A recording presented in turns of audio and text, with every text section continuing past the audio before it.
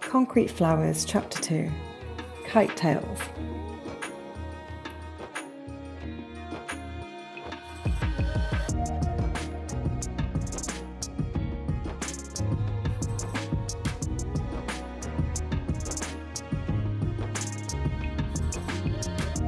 We manage to make it out of the alleyway when we finally get to the big street.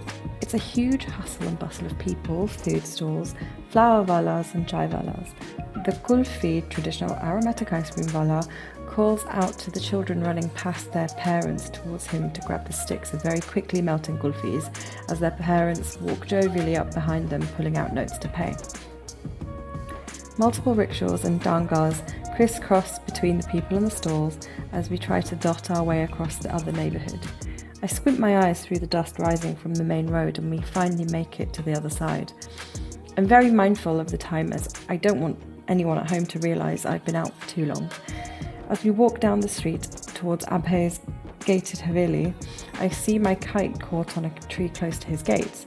I signal to run and get Babblu to keep watch as I start climbing up the tree.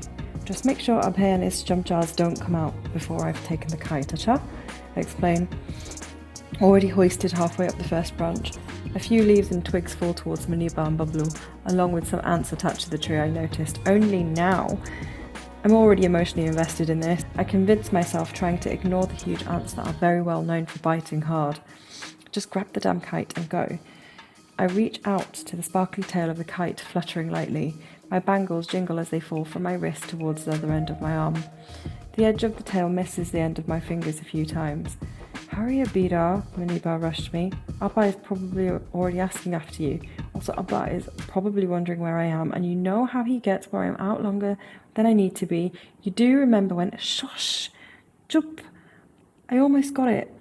I stopped her in her tracks. She had a habit of talking a little bit longer than necessary, and now was not the time. I finally managed to get a grip of the kite's tails and pulled as hard as I could manage. A few leaves and ants shaken by the movement fell towards me and instantly jumped out of the bough I teetered on. As I landed, Abhay opened the gates to his haveli, laughing and clapping. I straightened my dupatta and squared up to him. Ha ha, kya baat hai? It wasn't enough you lost 3 kites today. You wanted to be bitten up by ants too, huh? Abhay laughed. I'm not here to listen to your nonsense, Abhay.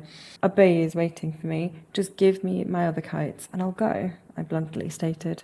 Huh? What other kites? I won them. They're mine, he taunted. Dekho, I know you used glass on your kites to cut mine. That means you cheated, which means they're still mine. Now either give me my kites or let me in and I'll take them off you. We started backing him up towards his gate's door. Abhay blocked the route holding onto the frame of the doorway. Kishen Chacha, I screamed at the top of my lungs towards Abhay's dad, who was a friend of Abhay.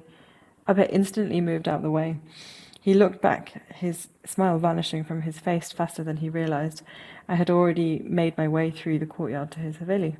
How are you, Chacha? I winked at Abhay as we walked past him and went to receive his dad's blessings. Babblu raised his eyebrows and Munibah stuck her tongue out at Abhay as she waved the first obtained kite. Abhay shook his head, stood shaking his head, smirking with his hands on his hips. Oh, Kishen Chacha welcomed us and patted the 3 of us on the head as we approached. Happy Basant, what brings you here? Well, I started. Abhay here was just about to hand the kites over to them that I had hold of for Abida. Abhay butted in. I recall his dad was a man that valued fairness and did not appreciate any kind of cheating or swindle, no matter how small the matter. Kishen Chacha immediately noticed a change in his son's behaviour. What are you up to, Potra? We all started giggling. Now you all have to remember we're talking about a time where the fear of being punished was enough to instill fear in us by our elders, let alone the punishment itself. Rarely did it ever get to the punishment itself. Potra was a term used by the elders in a household for their children or even anyone who was a little bit younger than them. It was also used to give a very obviously guilty child space and time to admit what it was that they had done before the wrath of any parent or elder was unleashed. Abhay recognised the cue. Kishen Chacha raised an eyebrow and twitched and twisted one end of his very proudly owned majestic moustache. To those of you in the know, it was very much a Molla Jat style moustache. I did nothing, nah, Bauji. Just a little bit of fun between some friends.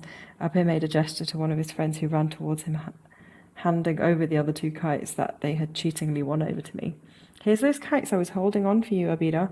The strange smile in his eyes was enough to keep my mouth shut.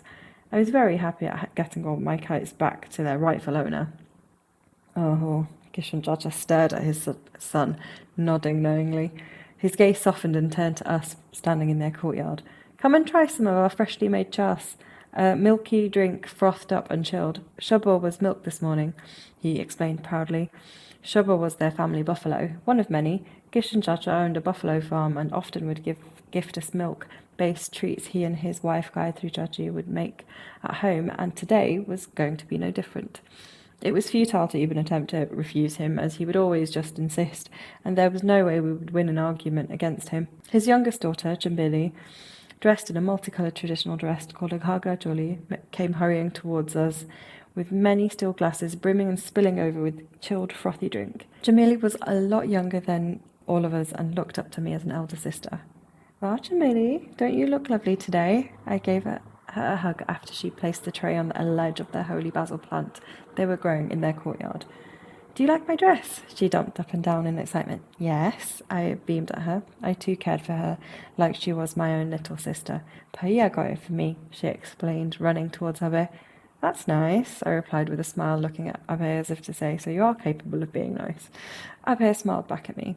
We were good friends, really, and the kite battles were something we both look forward to every year, even if it sometimes meant I'd have to ransack his house to find my unfairly won kites, or even chancing a monumental shouting at from his dad.